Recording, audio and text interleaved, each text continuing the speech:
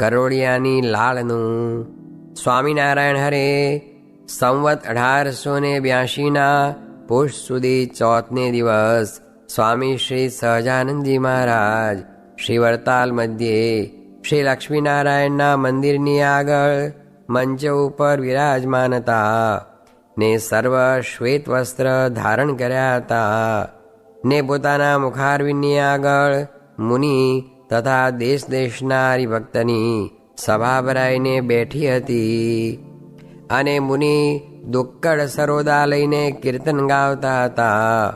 તે સમયે શ્રીજી મહારાજે અંતરદ્રષ્ટિ કરીને ધ્યાન મુદ્રાએ યુક્ત થઈને થોડીક વાર દર્શન દીધા ને પછી નેત્રકમળને ઉઘાડીને સર્વે સભા સન્મુખ જોઈને બોલ્યા છે, હવે સર્વે સાંભળો, વાત કરીએ છીએ જે આ નેત્રની જે વૃત્તિ તે અરૂપ છે, તો પણ તે વૃત્તિને આડું કોઈક સ્થૂળ પદાર્થ આવે ત્યારે તે વૃત્તિ રોકાય છે, માટે એ વૃત્તિ પણ સ્થૂળ છે ને પૃથ્વી તત્વ પ્રધાન છે ને તે વૃત્તિને જ્યારે પરમેશ્વરનો ભક્ત પરમેશ્વરના સ્વરૂપમાં રાખે છે ત્યારે તે વૃત્તિ પ્રથમ તો પાતળી દોરડીની પેઠે પીળી ભાસે છે અને જેમ કરોળિયો હોય તે પોતાની લાળને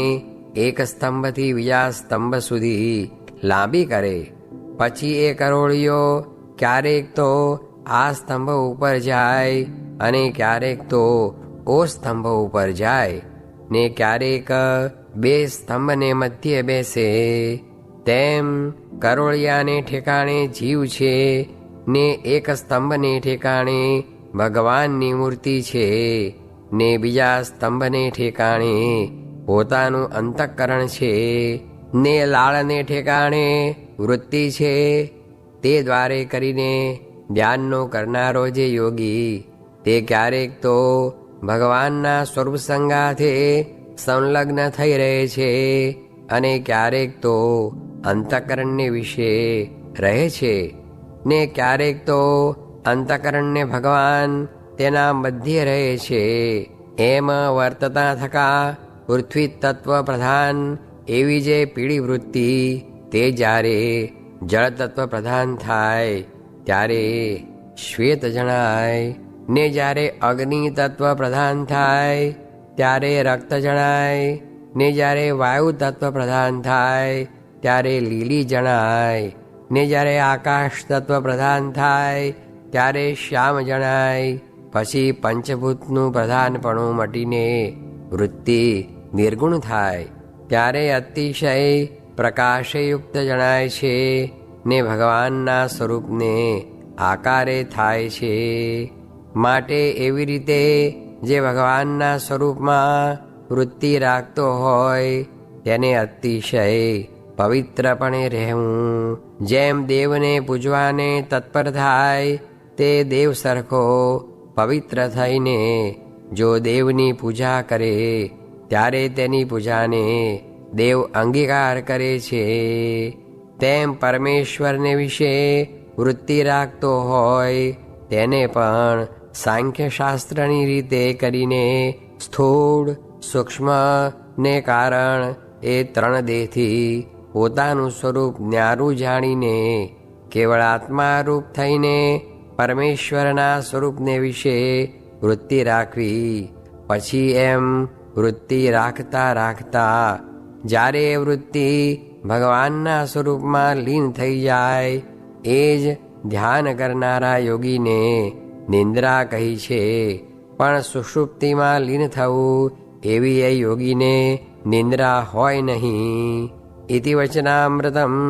એ રીતે વરતાળ પ્રકરણનું 8મું વચનામૃત જે તે થયું.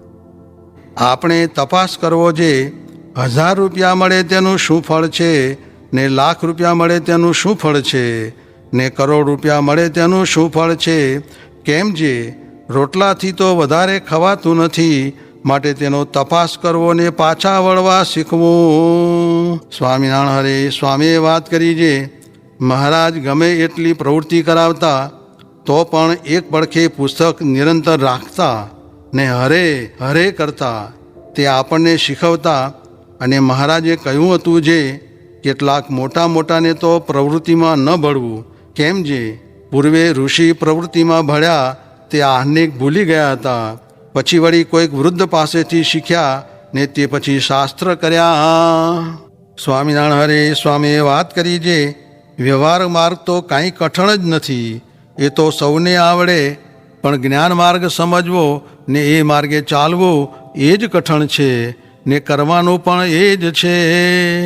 સ્વામિનારાયણ હરે સ્વામીએ વાત કરી જે ઉત્તમ તો શાસ્ત્રમાંથી સમજી લે ને મધ્યમ તો સાધુ થકી વાતે કરીને સમજે ને કનિષ્ઠ તો કાળે કરીને સમજે અને મુક્ત મુમુક્ષુ ને વિષયી એ ત્રણને ક્રિયા વિશે ભેદ છે ને કોઈ ક્રિયા કરવામાં પોતાને મૂંઝવણ થાય તો કહેવું છે મને કાંઈ બીજું બતાવો પણ મૂંઝાવું નહીં.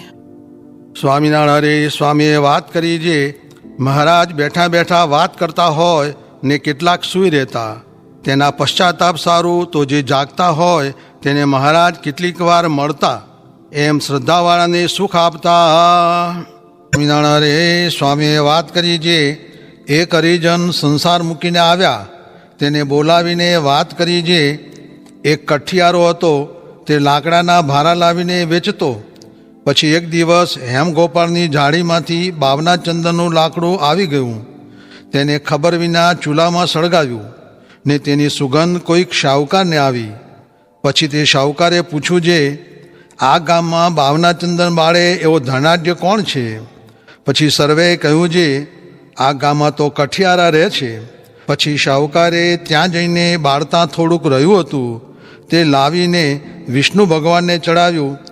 એણે જ્યારે દેહ મૂક્યો ત્યારે વિષ્ણુના લોકમાં ગયો, એ તો દ્રષ્ટાંત છે અને એનું સિદ્ધાંત તો એ છે જે હેમગોપાળને ઠેકાણે તો આ ભરતખંડ છે ને બામના ચંદનને ઠેકાણે તો મનુષ્ય દેહ છે.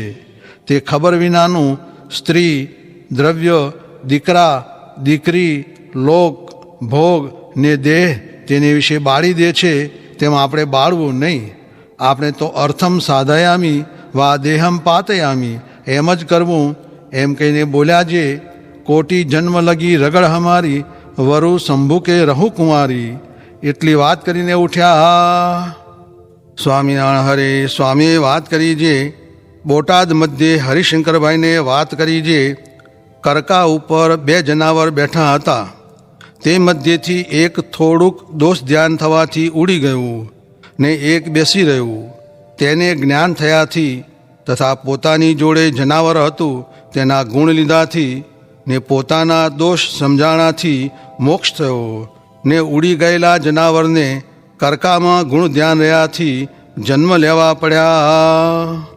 સ્વામિનારાયણ હરે સ્વામીએ વાત કરી જે જેને ભગવાન ભજવા હોય તેનાથી બધાયની મરજી રાખી શકાય નહીં, તેનાથી તો ભગવાનની મરજી સચવાય. સ્વામિનારાયણ હરે સ્વામીએ વાત કરી જે બજારમાં ને પાડોશમાં વિષયના ઢોલ વાગે છે તે સાચવવું, નિકર નાક કપાઈ જશે. ઓલ્યા કેશોદવાળાને 60,000 દંડ ભરવો પડ્યો, તેની 60 બાયડી થઈ. તે એક કરી હોત તો ધર્મ ન લોપાત, માટે ધર્મ લોપે આમ થાય છે. માટે ધર્મ રાખીને પ્રભુ ભજવા. અને મોટો અન્નકૂટ કર્યો ત્યારે ભક્તિ માતાએ પ્રત્યક્ષ દર્શન આપ્યા. ત્યારે બાયું કહે મહારાજ આ ભક્તિ માતા આવ્યા છે. ત્યારે કહે રાખો ને જાઓ કહો જે રહેશો. પછી એમ કહ્યું એટલે કહે હું તો પતિવ્રતા છું, તે જો ધર્મ રાખો તો હું રહું. પછી મહારાજ કહે જો ધર્મ રાખશો તો ભક્તિ રહેશે. માટે આપણે પણ સૌ ત્યાગી ગ્રસ્ત જો ધર્મ રાખશું તો ભક્તિ રહેશે, એમ સિદ્ધાંત છે. સ્વામિનારાયણ હરે સ્વામીએ વાત કરી જે માન, કામ, ક્રોધમાં જીવ ભરાઈ રહ્યો છે, તેણે શું ભગવાન ભજાય છે? ને ગ્રામ્ય વાર્તાનું કહ્યું છે. ગ્રામ્ય વાર્તા 3 જણ હતા તે કરતા. તેને મહારાજ કહે છે આને આમ પાસે આવવા દેશોમાં. એ ગ્રામ્ય વાર્તા કરે છે, માટે પ્રયોજન માત્ર વાત કરવી, પણ બીજી રાજાની ને શાહુકારની તે શા સારું કરવી જોઈએ? ભગવાન વિના વાત કરવી ને ભગવાનની સ્મૃતિ વિના ખાવું એ ધૂળ જેવું છે. માટે સાધુનો સમાગમ કરીને કામ, દેહાભિમાન ને ક્રોધ એ ટાળવા